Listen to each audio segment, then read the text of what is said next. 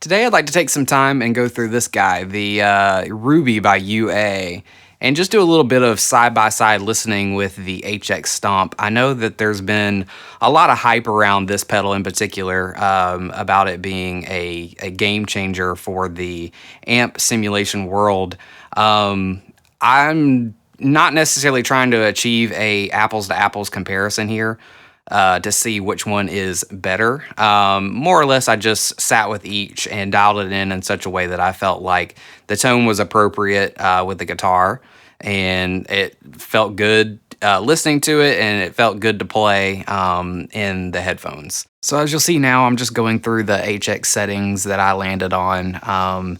Again, these are not necessarily A/B settings. I didn't try to match up necessarily the Ruby with the HX. More so just listening to each one on their own, dialing it in to the point that I felt like it sounded good, and just went with that.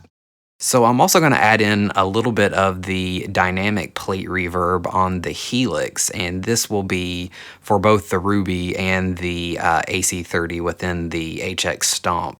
And also here are the general settings that I landed on with the Ruby for all the clips.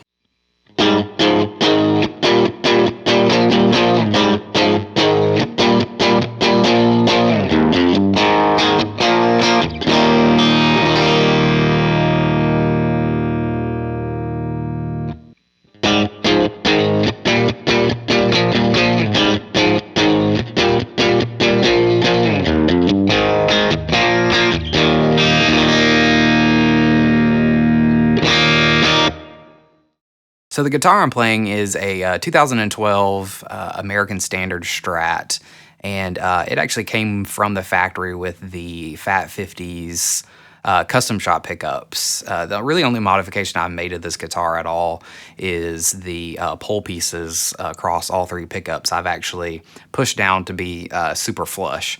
I know that there's a lot of people online who say, you know, like, you're going to destroy your pickups, or there's a huge chance you're going to destroy them.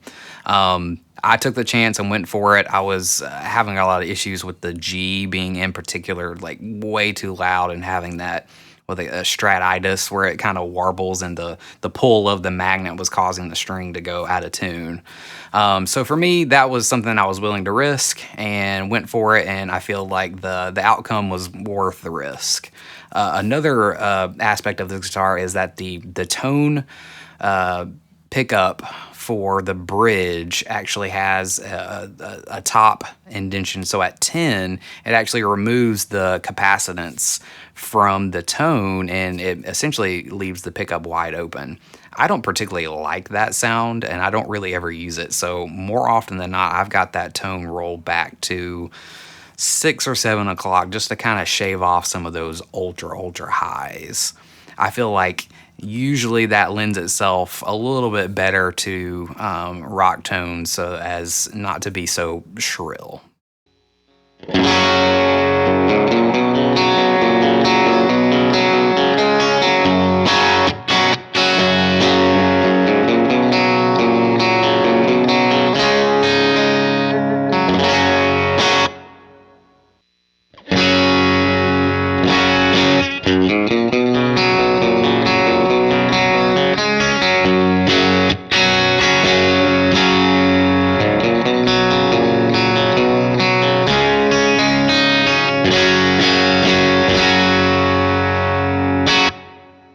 So what you're also going to hear is the Wampler Ego, and it's going to be always on for both amps, and it's really not doing a ton, more or less just kind of shaving off the peaks from everything, but it just kind of helps fatten up the overall sound and make the dynamics just a little bit more consistent.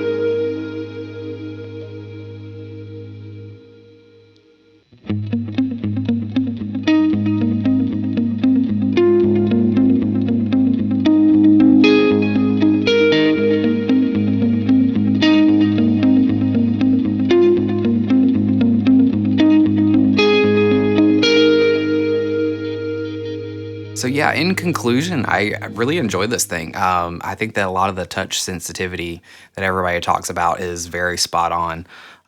There's a certain feel to the strings underneath the pick that does feel a little bit more real. But you know what's funny? Honestly, when going back and listening to some of these clips, I mean, they are very very close. And considering I didn't necessarily A B these, but more so sat with each and dialed into what I felt like sounded good at the time, they ended up actually being pretty darn close, and surprisingly so, I would say. I mean, there's obviously differences. I think some of the low mid character is very very different, but yeah, overall, great pedal.